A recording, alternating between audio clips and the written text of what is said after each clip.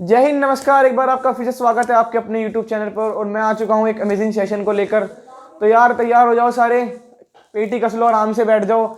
आज मैं आपको पढ़ाने वाला हूँ 125 तक हमने कल बात कर ली थी। आज 126, 127, 128, 129 और 130 ये बात कर लेते हैं। थोड़ा सा कल की क्लास का रिकैप दिला देता हूँ। 124 में मेरे भाई हमने क्या बात करी थी? सुप्रीम कोर्ट अपॉइंटमेंट्स करते हैं इनके जज, एलिजिबिलिटी, जज की अपॉइंटमेंट करते हैं, प्रेसिडेंट साहब।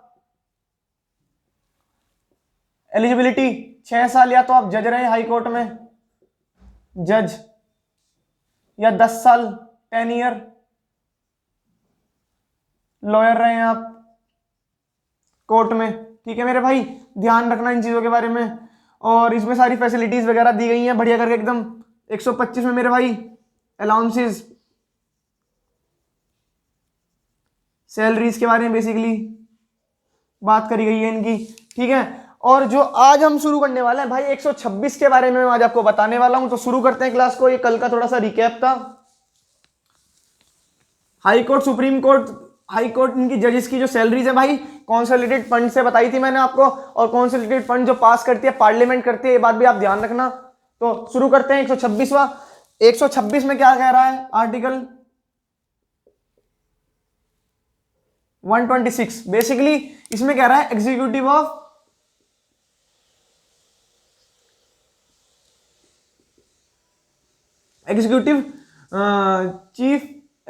Chief justice. ठीक है, इसमें मैं आपको बताता हूं एग्जीक्यूटिव चीफ जस्टिस का मतलब क्या है।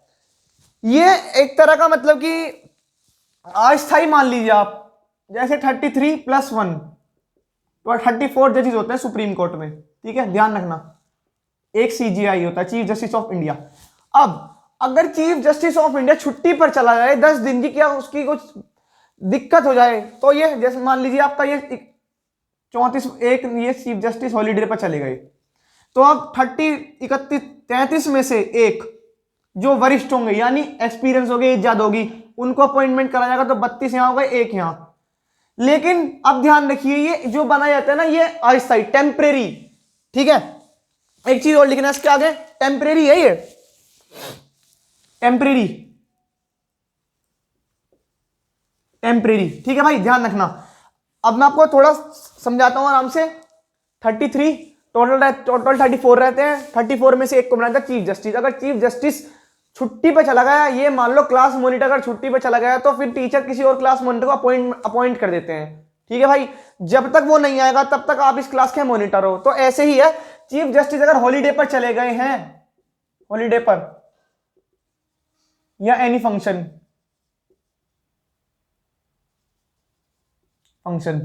तो भाई इन 33 में से एक को सीजीआई नियुक्त कर दिया जाएगा। वन ऑफ देम में भाई 33 में से विल बी अपॉइंटेड सीजेआई। अब एक बात का और ध्यान रखना, चीफ जस्टिस को ओथ कौन दिलाता था? प्रेसिडेंट साहब दिलाते थे। तो यहां पे नो ओथ, यहां पे कोई ओथ नहीं, क्योंकि भाई ये है टेम्परेरी। ठीक है, ये है टेम्परेरी। एक गया है, थोड़े दिन बाद जब वो आ जाएंगे तो कोई दिक्कत नहीं है, उनको वापस से उसी यहां से उठाया था भाई यहीं रख दिया जाएगा। लेकिन अभी यहां वाली प्लेस खाली नहीं छोड़ सकते, इसलिए चीफ जस्टिस की प्लेस को बढ़ने के लिए 33 में से एक को ले लिया जाता है। ठीक है, दूसरी बात, जो अलाउंसेस मिलते हैं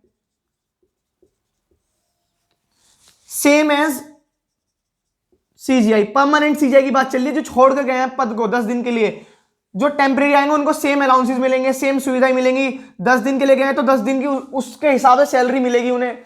ठीक है, उनके मतलब कि फैमिली, एक पर्सनल लाइफ छोड़ के जो भी सरकार से उनको मिल रहा था अलाउंसेस वगैरह, वो सब चीजें यहां पर उनको प्रोवाइड करी जाएंगी, सभी सुविधाएं हर तरह की। और एक बात और ध्यान रखना, पावर ऑफ सीजीआई, ये परमानेंट वाले की बात कर रहा हूं मैं, पीआर से permanent equal to power of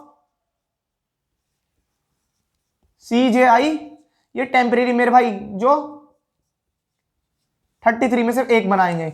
सब कुछ ध्यान से देखना। 34 में से एक जो परमानेंट है, 33 में से एक जो नहीं है। तो अगर सीजीआई नहीं है तो जितने महत्वपूर्ण निर्णय परमानेंट सीजीआई ले सकते हैं उतने ही इनको भी अधिकार है टेम्परेरी वालों को लेने का। मतलब फुल ऑन इनको पावर दी गई है कि जो सब पावर उनके पास थी परमानेंट सीजीआई के पास, वही सेम पावर्स, वही सेम अलाउंसेस, वही सब सुविधाएं, वही सब फ्रीडम। जब आप उस चेयर में बैठ जाओगे सब कुछ आपके पास होगा, निर्णय लेने की क्षमता आपके पास होगी।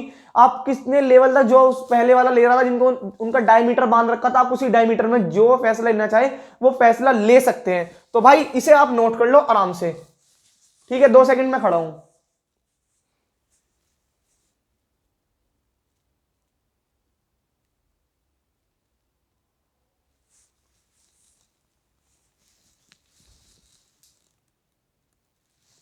ठीक है भाई, उम्मीद करता हूं आपने उतार लिया होगा। 126 executive of chief justice temporary है, ये मैंने बता ही दिया है आपको। ये स्थान पर आते हैं परमानेंट सीजीआई के, ठीक है? सब कुछ सेम रहता है, बस ओथ नहीं दिलवाई जाती और पर्सनल जो उनकी लाइफस्टाइल है वो उनको प्रिफर नहीं होता कुछ भी उनका, बाकी सब सेम है। अब we will move on to next which is article number 127। 127 आर्टिकल क्या कहता है? एडहॉक। एडहॉक, अब मैं आपको बताऊं एडहॉक क्या है। एडहॉक बेसिकली एक जज को बोला जाता है। ये जज है, इनकी अपॉइंटमेंट करी जाती है। क्यों करी जाती है सब कुछ डिटेल में बताऊंगा, वीडियो के अंत तक बने रहना आराम से। आज एडहॉक जज, बेसिकली एडहॉक जज भी टेम्परेरी जज होते हैं, जैसे मैंने पिछले में बात करा आर्टिकल में, ये भी टेम्परेरी जज होते हैं। अब हम बताते हैं कैसे। मान लीजिए 33 + 1 = 34। सीजीआई तो ये रहे आपके, अदर जज ये रहे। अब अगर ये छुट्टी पर चले गए तो कोई नहीं, हमने पिछले उसमें देखा छुट्टी पर चले गए तो भाई इनमें से किसी एक को बना दिया जाएगा।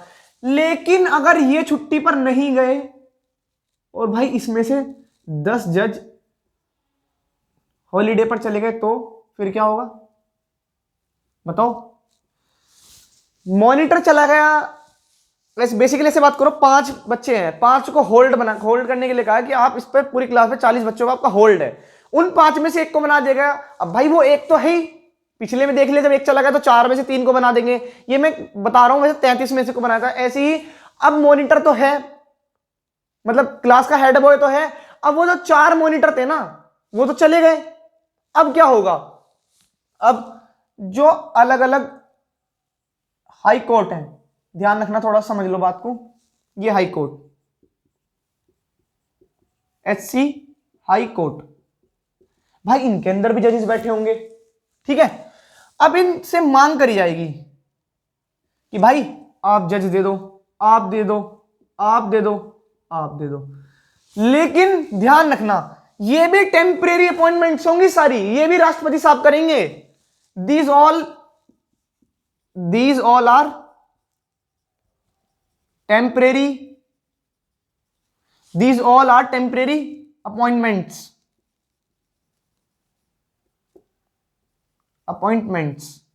डन बाय ऑनरेबल प्रेसिडेंट, राष्ट्रपति।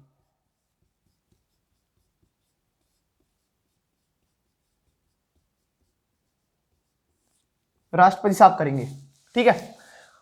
अब बात आती है कि अगर भाई इन्होंने भी मना कर दिया, ये मान लो इन्होंने मना कर दिया, इन्होंने मना कर दिया, इन्होंने मना कर दिया, ठीक है? चलो कोई नहीं, ये दे रहे हैं, एक दे दिया इन्होंने, एक जज यहां से भेज दिया, सपोज करते हैं। लेकिन अगर भाई ये चारों ही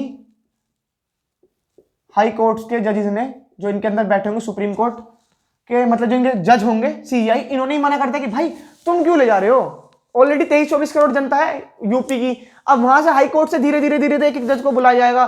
तो भाई अब एक बात सुनो, ये आपके स्कूल से बताता हूं, सेक्शन ए है, ठीक है? 5 बच्चे हैं, 5 boy, out of which 1 is head boy, जो कंट्रोल करेंगे 45 स्टूडेंट्स को, यानी 40, चलो 40 स्टूडेंट्स को, ठीक है भाई? सिमिलरली सेक्शन बी है,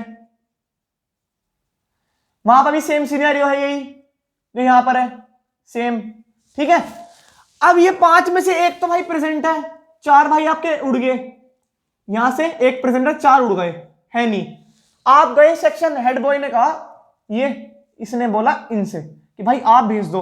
अब इनके पास भी सेम जितना उधार है इतना इन्होंने बोला भाई हम क्यों दे दें, हमें यहाँ अपने बच्चों को संभालने की जरूरत नहीं है भाई, ये हमारी क्लास का मॉनिटर इन्हें नहीं संभालेगा, ये जो 4 है मेरी एब्सेंस में। तो ऐसे अगर इन्होंने भी मना कर दिया जज को देने से, तो फिर उसका प्रावधान क्या है, उसका प्रावधान यह है रिटायर्ड्स को, वो मैं नेक्स्ट आर्टिकल में बताऊंगा। बेसिकली 128 में बात करेंगे उसके बारे में। अभी इस आर्टिकल ये आर्टिकल इतना ही कहना चाहता है कि अगर सुप्रीम कोर्ट के जज सीजीआई हैं और 33 में से 33 जज चले गए हैं छुट्टी पे 10 दिन की, तो वो और हाई कोर्ट से जजेस को हायर करेंगे, मतलब लेंगे, अपॉइंटमेंट्स करेंगे, लेकिन टेम्परेरी होगी, जब वो वापस आ जाएंगे तो होगा। लेकिन अब इसी आर्टिकल में कोई क्वेश्चन पुटअप करता है आप में से कि सर अगर एक भी भैया अगर एक भी नहीं आ पाया, मना कर दी सबने कि सबके पास कहां भाई, हाई कोर्ट खाली तो है नहीं, क्योंकि जजों के पास जज खाली नहीं है, इसलिए जो गैंगस्टर वगैरह हैं वो खुले घूम रहे हैं, थोड़े से उन पे शिकंजा कम कर जाता है, क्योंकि वो जज खाली नहीं है, इतने पिटीशंस लगे रहते हैं, बहुत ज्यादा, इतने सुनवाई की डेट आ जाती है भाई, इतने बंदा ही निकल लेता है। ठीक है, इस तरीके से बता रहा हूं। 127 में, ये 128 में बात करूंगा, इतने से उतार लो आप।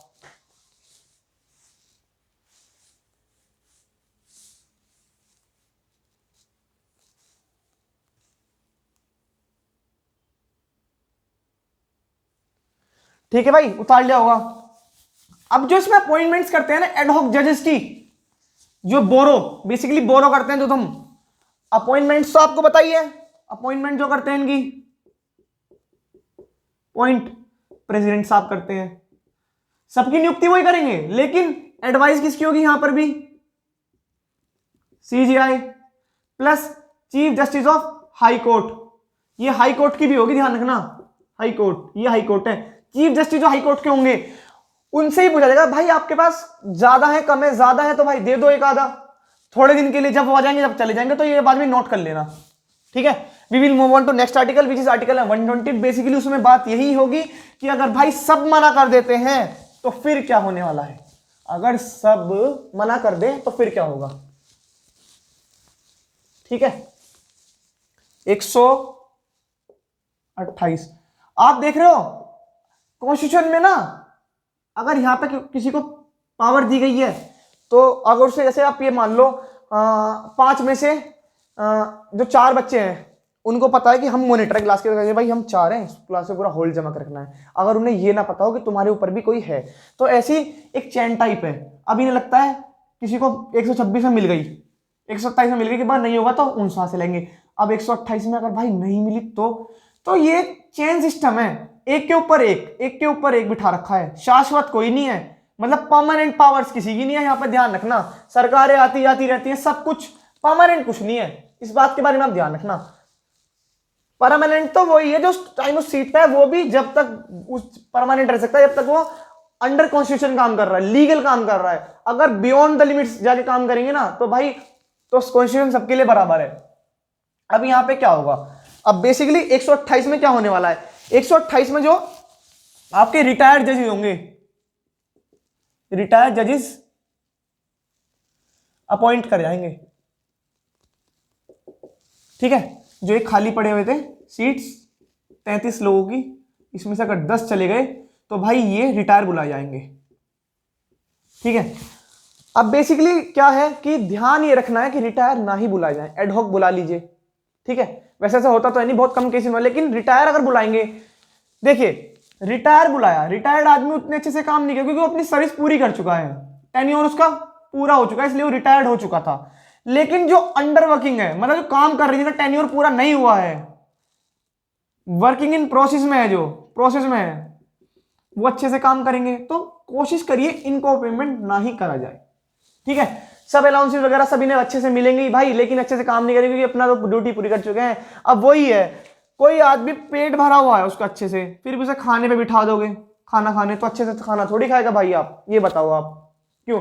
अगर आपको कुछ नहीं आता और आप हमारे साथ बैठ के पढ़ोगे, या हमें सब कुछ आता है, वैसे सब कुछ 100% किसी को आता है, लेकिन हाँ एज कम्पेयर टू यू अगर कोई चीजें हमें ज्यादा पता है, अगर हम आपके साथ बैठ के पढ़ेंगे तो हमें मजा थोड़ी आएगा भाई। उस शिद्दत से नहीं पढ़ूंगा ना मैं, जो शिद्दत से मैं अगर आपकी बराबर रह के पढ़ पाता उस टाइम पे। तो बेसिकली यहाँ पे ये बात है।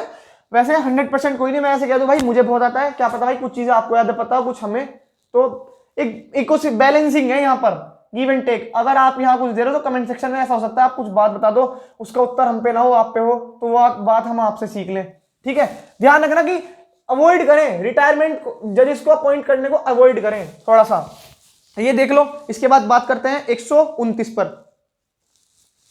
129 क्या है इसके बारे में बात करते हैं अब 129 बताते हैं बेसिकली।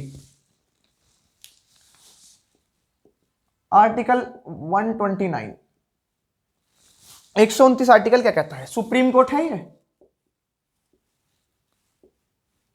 ये सुप्रीम कोर्ट है। सुप्रीम कोर्ट के जज, ठीक है, अगर उन्होंने बोल दिया कि आज, मतलब जैसे आपने देखा था राम मंदिर फैसला आया था, बेसिकली राम मंदिर फैसला आया तो सुप्रीम कोर्ट के जज ने बोला कि ठीक है वहां पर राम मंदिर बनाया जाएगा। अब ये इन्होंने ये बोलकर चले गए, भाई ये रिटायर हो गए, ये मानो। ठीक है भाई, यहां पर राम मंदिर से मेरा मतलब ये नहीं है कि भाई मैं यहां पर किसी कम्युनिटी को किसी को टारगेट कर रहा हूं, पहली बार कहता हूं मेरे भाई, बस ये थोड़ा एग्जाम्पल को लेकर है। ठीक है, अगर किसी को इसमें थोड़ा हर्ट फीलिंग हर्ट होती है उसके लिए हम सॉरी चाहते हैं, लेकिन ये तो मैं अपने स्टूडेंट को समझाने के लिए थोड़ा सा एक एग्जाम्पल के तौर पर ले रहा हूं। ये मान लीजिए रिटायर हो गए, अब 100 ईयर्स, आफ्टर 100 ईयर्स कोई जज वहां पर बैठा और उससे पब्लिक ने क्वेश्चन पुट अप किया कि भाई हम कैसे मान लें कि उस टाइम पर जो जजमेंट आई थी वो उन्होंने ही दी थी, ठीक है, जो उस टाइम पे करंट थे, आज से 100 साल पहले जो थे। तो इसलिए supreme court has maintain record which we called original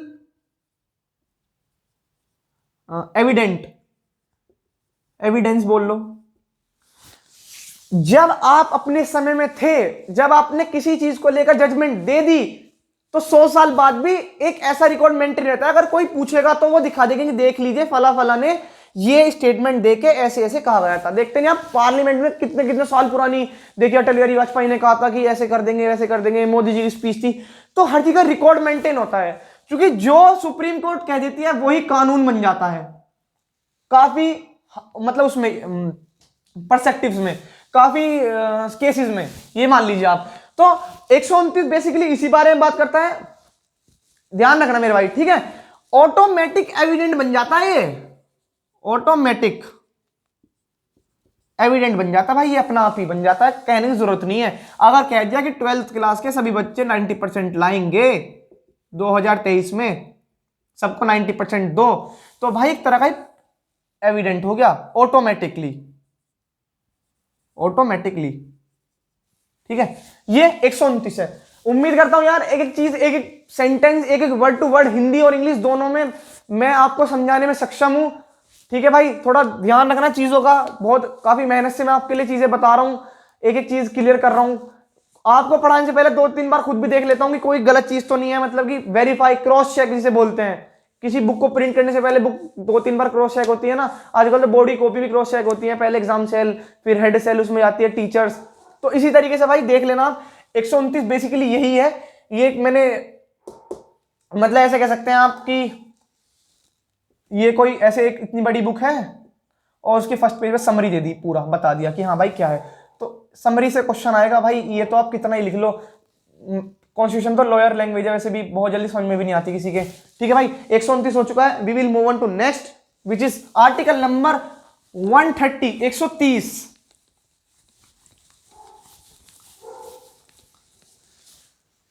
130।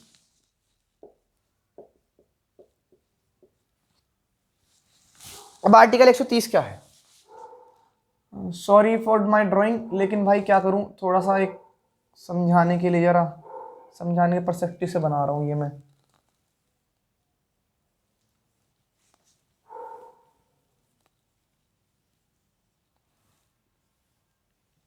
ठीक है भाई, ये मानो आप यहां तमिलनाडु है, सॉरी ये आपका कर्नाटक है। ठीक है, बाबा पिछली वीडियो में कर्नाटक एग्जाम्पल लिया था, तो भाई कोई लोग सोचेंगे कि ऐसे कर रहे हैं। ये मान लो ये कर्नाटक, ये तमिलनाडु, ये आपका आंध्र प्रदेश, ये तेलंगाना, ये तेलंगाना है। ठीक है। अब तेलंगाना से कोई दिल्ली, भाई सुप्रीम कोर्ट की जो हेड ऑफिस मान लो या बेंच मान लो, वो कहां पर है भाई, दिल्ली में है।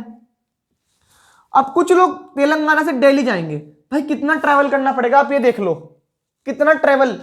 ये पूरा देखा जाए तो तेलंगाना यहां से पूरा महाराष्ट्र मध्य प्रदेश पार करते हुए आप उत्तर प्रदेश में एंट्री लेंगे, ठीक है।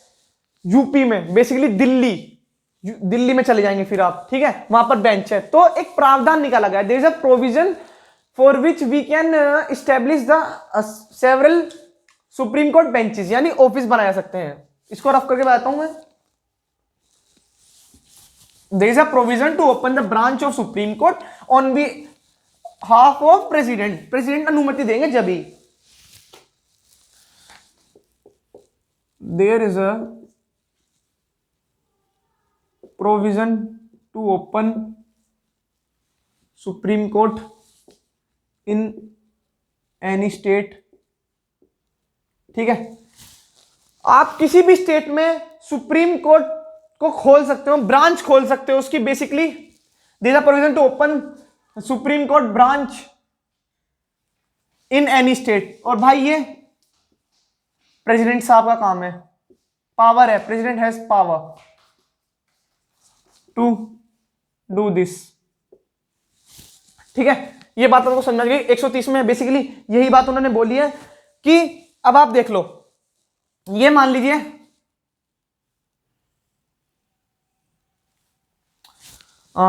वैसे एक नाम ध्यान आ रहा लेकिन यार ऐसे कंट्रोवर्सी हो जाएगी थोड़ी सी। ये मान लीजिए आपके घर से या आपके घर से गांव से, बेसिकली टाउन से, जो आपका थाना है ना 100 किलोमीटर की दूरी पर है, 100 किलोमीटर। अगर वहां पे कोई केस हो गया 100 किलोमीटर, किसी कोई बदमाश आके मारपीट कर रहे हैं आपके साथ में, तो आपको 100 किलोमीटर दूर जाना पड़ेगा। ये जबकि बात हो रही है जबकि 112 है हमारे पास में, ठीक है, 100 किलोमीटर दूर। और यहां पर कंडीशन ऐसी है थोड़ी सी कि 112 की जो गाड़ी है ना वो यहां पे खड़ी हुई है थाने में, ठीक है। ऐसे मान लो जबकि बात 112 नहीं थी, अब तो हो गई। तो टाउन वाले प्रेसिडेंट साहब से गुहार लगाएंगे कि भाई आप मिनिमम 10 किलोमीटर या 20 किलोमीटर पर एक थाना और खोल दिए ताकि कोई दिक्कत हो तो हम यहां पे चले जाएं। तो बेसिकली इसको करेगा कौन यहां पर स्टेट लेवल पे, प्रेसिडेंट, वो मुख्यमंत्री या कोई गवर्नर साहब करते हैं। ऐसे ही सुप्रीम कोर्ट की जो बेंच ओपन होगी ना ये एनी अदर स्टेट्स में, वो प्रेसिडेंट साहब करेंगे, ठीक है। बहुत सरल, एकदम यूनिक जिसे कहते हैं ना एग्जाम्पल, उससे किसी कॉपी पेस्ट सुन के नहीं बता रहा हूं, एक एक चीज आपको अपने तरीके से डिलीवर करने की कोशिश कर रहा हूं। उम्मीद करता हूं हमारी डिलीवरी स्पीड काफी बेहतरीन होगी, एक अच्छी क्वालिटी एजुकेशन डिलीवर कर पा रहे होंगे हम अपने इस ऑनलाइन प्लेटफॉर्म से, ठीक है भाई। 130 आपका यही है तो इसे नोट कर लो। 131 के बारे में बात करेंगे फिर।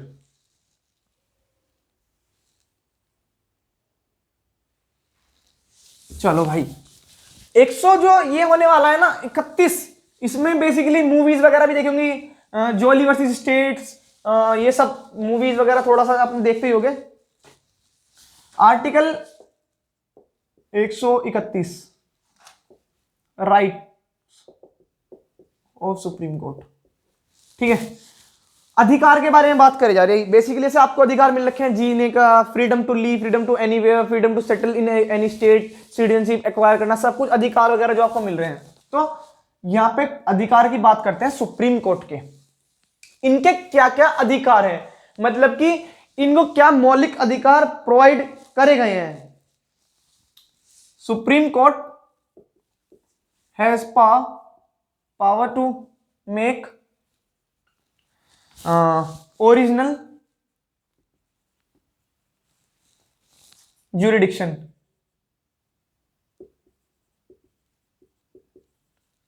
ठीक है। अब मैं बताऊं ओरिजिनल ज्यूरिडिक्शन किसे कहते हैं। कंडीशन बता देता हूं। पहली कंडीशन है state versus state.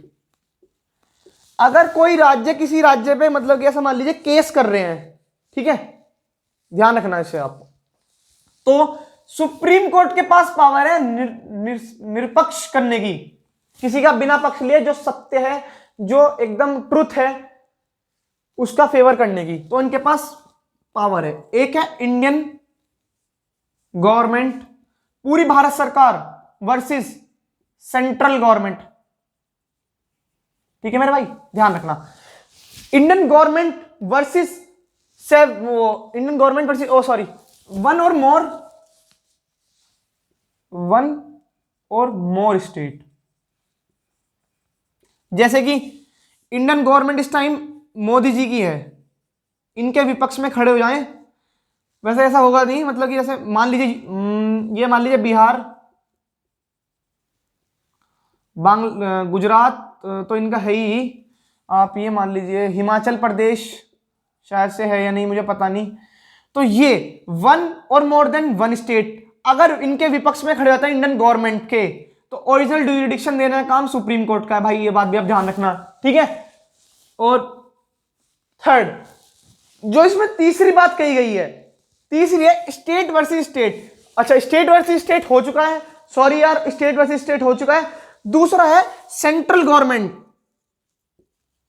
Government versus state और more than state, one state. ठीक है भाई। सेंट्रल गवर्नमेंट जैसे इस वक्त मोदी जी की है, अब उसके विपक्ष में खड़े हो जाए भाई आपके दिल्ली सरकार खड़ी हो जाए, राजस्थान सरकार खड़ी हो जाए, यूपी की तो होगी नहीं वहां पे, तो मतलब योगी जी नहीं, खैर फिर भी समहाउ यूपी की भी खड़ी हो जाए भाई, यूके खड़ा हो जाए, तो उसमें जो ओरिजिनल जुरिडिक्शन देंगे ना वो आपके ये देंगे।